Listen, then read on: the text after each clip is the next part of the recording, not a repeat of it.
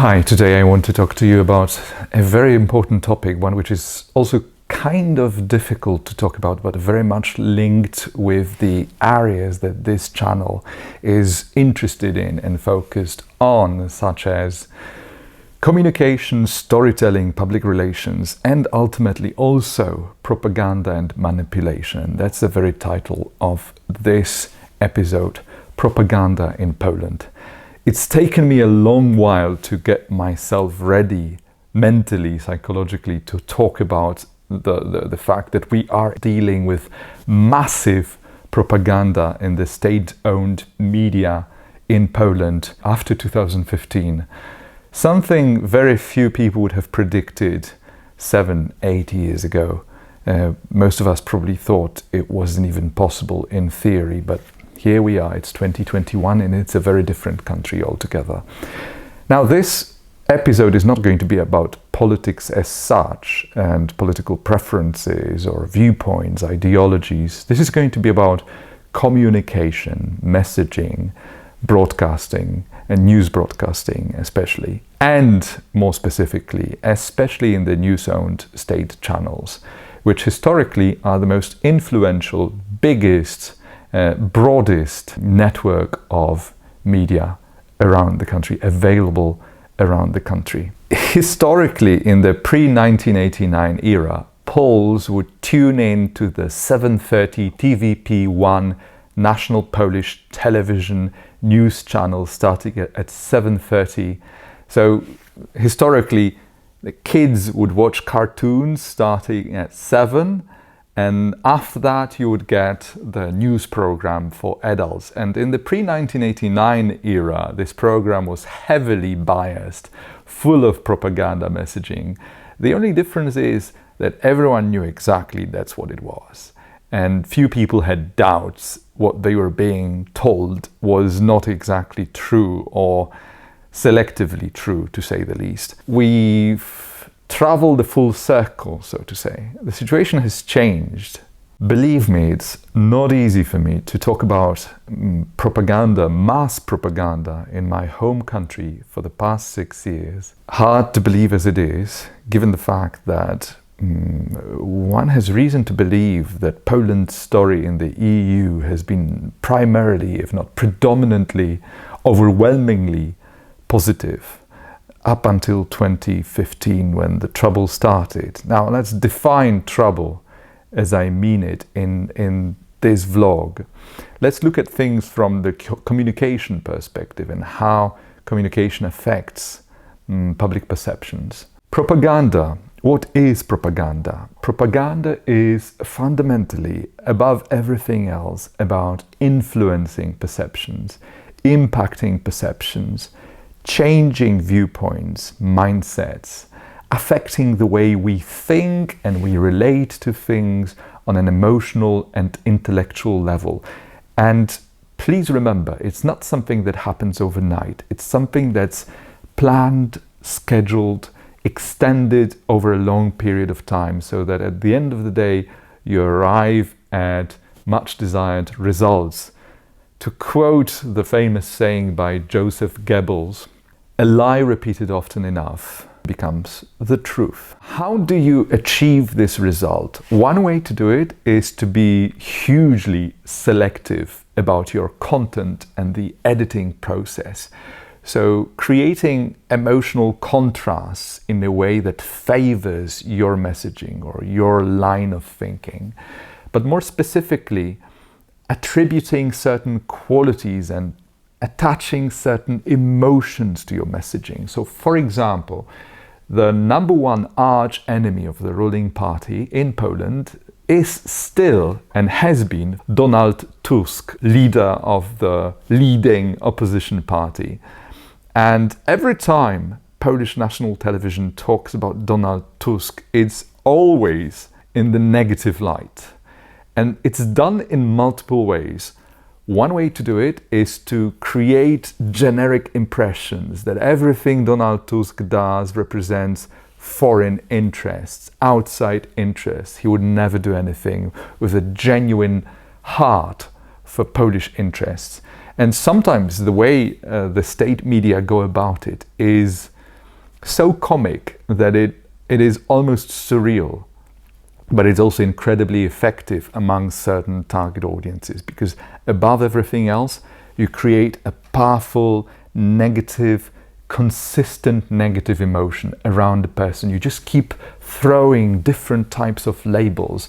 One of the most notorious such labels was when national television, when TVP1 in its 7:30 news channel came to the conclusion or came up with this creative idea that they would extract two words from one speech that Tusk once gave in German. He simply said, "Für Deutschland." And they extracted this phrase and kept gluing it into different sections of different messages so that it would imply that whatever the man does is for Germany. He's a hidden German interest representing Germany, and with Germany being portrayed as a hostile country, as a country representing its own interests, it's ugly, to tell you the truth. And the other manner in which you can manipulate the content, your messaging, the emotions of your audience, is through body language.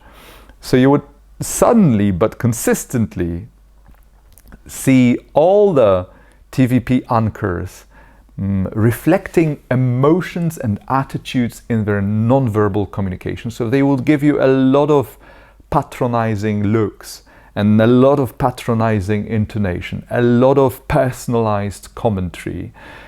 Every time they talk about the ruling party initiatives, it's always in the flattering tone, emphasizing the fact that just about every single poll is so extremely happy that these things are happening. Like the biggest tax and economic and social reform of the past few years announced by the ruling party is called Polski Ład. And essentially what it means for a lot of people, especially for the people who contribute most to the economy, for the entire creative industry, small businesses in Poland, is that they will pay much more tax from January 2022. But the way this is portrayed by Wiadomości, the main news channel in Poland, is we should all be extremely happy because everyone, just about everyone, will benefit from this program.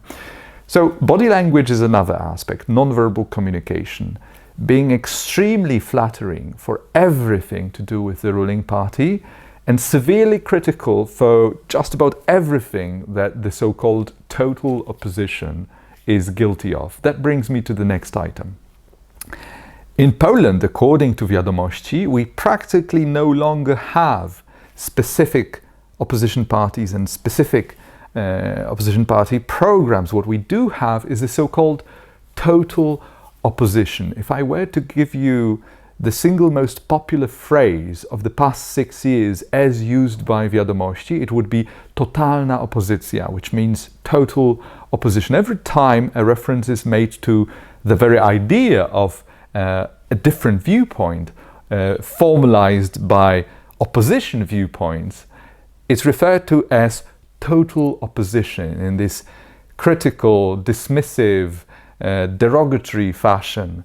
So we hear that a lot, like literally hundreds of times, just to give you a reference. Now, a lot of people will tell you that it's always been like that. That's what politics is all about, that the past coalition governments have also influenced the public media, and it's been like that ever since. Now, this is also propaganda in its purest form. Now, the important thing to understand is that just about every past coalition government tried to influence the state-owned media and its messages. But compared to what started happening in 2015 and since 2015 made incredible progress, became so daring, so arrogant, so insolent in the use of propaganda without any stops on the way, that these realities are incomparable in both qualitative and quantitative terms. So both the use of it's both crude and sophisticated propaganda techniques has accelerated beyond any recognition. So if anyone is telling you it's always been like that, That's what they do. That's how politicians try to influence news reporting. It's complete nonsense, complete absurdity. The difference between the way state-owned media broadcast the key events every single year, and the perspective, the way they pass judgments, the way they instruct their viewership, how they should relate to the messaging, the way they edit it, the chronology of the reporting, the prioritizing of messaging, the actual portrayal of the positive protagonists versus the negative protagonists. I mean, to say it's absurd and completely unprofessional and below any standards of code of ethics in journalism, it's something that we can easily take for granted, in my humble opinion. To sum it up, news reporting in the state-owned media, especially in the biggest news program of each and every day, 7:30 news program on TVP1, in my humble opinion, is absolutely disastrous, and it's in fact so abusive of good practices in mature, especially public reporting, where your news channel, all of your news activities funded by the taxpayer. I think to say that it's criminal in that it's absolutely deliberate, it's subservient to the needs of one party, and it's very closely linked to what the party wants to say on every single day, to its biggest publics, the most important target audiences. I think the way or the extent to which it is deliberate is criminal. It's not substandards, it's not lowering the ethical standards of the job. It's criminal in that it's deliberate and it has very clearly defined goals. And again, it's a combination of very sophisticated subliminal propaganda combined with very crude propaganda efforts. And last but not least, one of the most visible aspects of news reporting in the 7:30 news program, as described earlier, are news stickers. You know what I'm talking about, the lower third of the screen where you get the headlines. There are different ways news channels go about displaying those headlines. Sometimes they would flip from one to the other. On other occasions they would be a little animated or moving, like in the historical ticker, so to say, like the story of the telegraph, as you know, because this is where the term comes from. In case of TVP1, they give you time to get accustomed. So they create a powerful message, which is usually aggressively judgmental, and it's often against the opposition or very flattering for just about every ruling party initiative.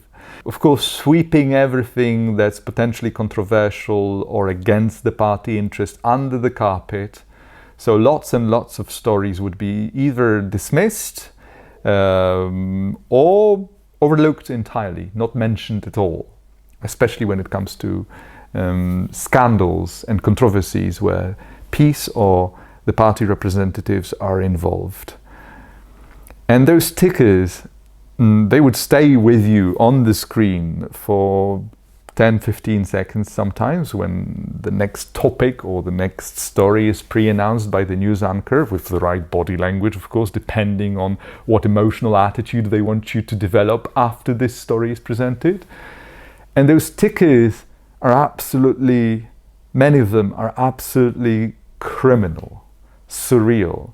I mean, we're looking at them, and there's even a web page in Poland which is some kind of a game, a quiz, really, asking you, was this ticker a real one or have we made it up? And the game is for you to choose which is true. And if you look at many of those tickers, the level of aggression, how judgmental, how personal they get, it's really hard to believe these things are actually happening. That this is not a joke, this is not April Fool's Day, this is not someone pulling someone's leg, this is news reporting. And I'm saying that from an insider's perspective in the sense that I live in Poland, I work in Poland, communication is what I do. I draft communication strategies and creative strategies, storytelling strategies for clients and customers. I used to teach public speaking at university, at a private university here in Kraków. It's been a passion of mine. I studied the classics of political marketing, if you like, political speeches in the past, going back from the classics of the Anglo-Saxon world to all the contemporary speakers. I'm really passionate about the biggest biographies out there when it comes to great charismatic public speakers. And trust me, what's happening in Poland now for the past 6 years, if someone tells you it's always been like that, more or less, if they give you this story of blissful whataboutism, don't trust them. It's absolute nonsense. You cannot compare what's happening in Poland since 2015 to anything and everything that happened before 2015 in Poland. While every party tried to influence state-owned media, there were things, there were certain lines and limits of decency that no one would dare cross. You may say it's just keeping up the appearances of mature independent reporting. So in that sense, Poland has always been on a journey to arrive at a level or at a stage where we can talk about mature independent reporting. Perhaps even the most independent channels and news programs of the past were sometimes disappointing, sometimes biased, but the general trend was quite promising. And the balance of private TV stations and radio stations and newspapers versus state-controlled radio stations, TV stations, newspapers. Let me put it this way, it was very different. And I'm being kind of careful saying that.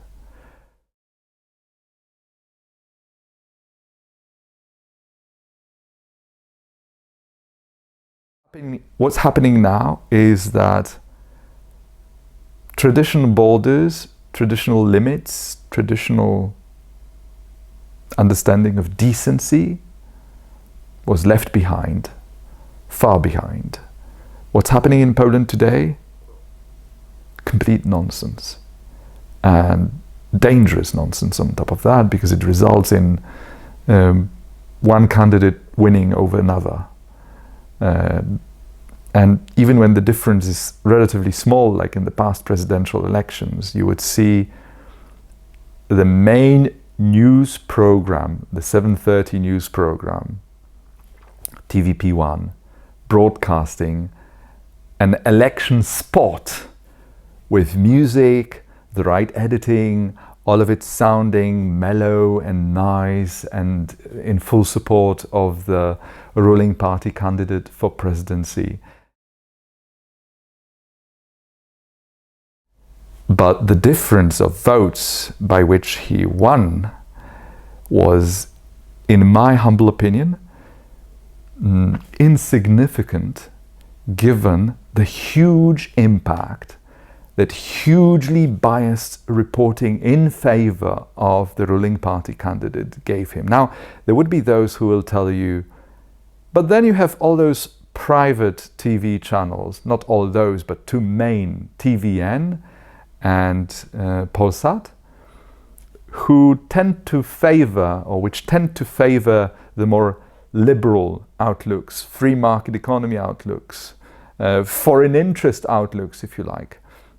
But what those people often forget is, just like in the US or the UK or in Germany, private TV stations are essentially companies, businesses. They have a completely different, or not completely, a very different portfolio of stakeholders, very different stakeholder map, very different ways of operating, and they don't get all the money they need from the state, from the taxpayer. They need to make it. And it's their own risk what viewpoints they choose to represent, if they want to be as objective as they can, or like in the US, Fox News with the entire super fascinating story of Roger Ailes, the founder and the notorious leader behind this channel and its story. So, to keep things simple, if someone tells you that for the purpose of balance, it needs to be like that because private news channels in Poland tend to be in favor of the opposition parties, while state-owned channels need to be in favor of the ruling party just for the sake of balance, just listen to that. It's such a complete nonsense. And it's so hugely immature to even think that a state-owned TV channel or a number of channels, radio stations, can represent the ruling party interests primarily relying on this premise that there needs to be balance. But in state-owned media, you are entitled to expect the highest standards of ethics in journalism. In Poland now, since 2015, to say that you can expect any standards of ethics in journalism sadly sounds too optimistic. So it was quite a long way of explaining this, and it took me a while to explain this. And even if you try not to be emotional about it, eventually you are, because what's happened in Poland is that we see a lot of polarization, a lot of reliance on pushing the emotional attitudes further and further, creating more and more hostilities, distrust, stoking fears, creating enemies. A lot of social engineering going on, and it's a very sad story, and it has nothing to do with mature independent journalism. There's a lot of populism involved. The ruling party in Poland is in control of the prosecutor's office, so these powers are connected. So effectively the chief prosecutor in Poland is the coalition partner of the ruling party. In my humble opinion, again, a very controversial figure. And we've seen so many scandals and controversies and so much under the carpet sweeping from the state-owned media, and so much lavish praise for just about every initiative the government is guilty of. And such heavy examples of language manipulation. So, for instance, every major social program is always the gift coming to you from the ruling party. So it's not the taxpayers, the entrepreneurs, the people who work hardest in this country, the most creative of them all, the most entrepreneurial and hardest working of them all, who contribute taxes that then go to people in need. It's not these people who create this economy. It's the party, again. It's the party giving out money. It's the party giving support for the poorest, etc., etc. So anything positive that happens in this country, it's thanks to the party. Sounds familiar? And anything negative, it's the total opposition. You guessed it right. So you may ask why a fledgling public speaking vlog addresses this topic in the first place. It's probably because it may sound naive a little, but just to quote another saying attributed to Edmund Burke, probably falsely, for the evil to triumph, it's enough for the good people to do nothing. And all around me, sadly, I see a lot of people who opt for the practicality of staying silent, for the diplomacy of not saying at all, not saying anything at all, not risking that by sharing a critical viewpoint, whether through social media or in any other public domain, they risk something, and they do risk something. Trust me, if you're a freelancer like me, hosting dozens of conferences, luckily most of them international, so not so much within the control of the political domain. If you're someone like me, if you work in the creative sector like me, if you host that many conferences, by voicing your sentiments into social media like I've been doing since 2015 especially, earlier also, but what's been happening since 2015, as I said, again and again, is incomparable.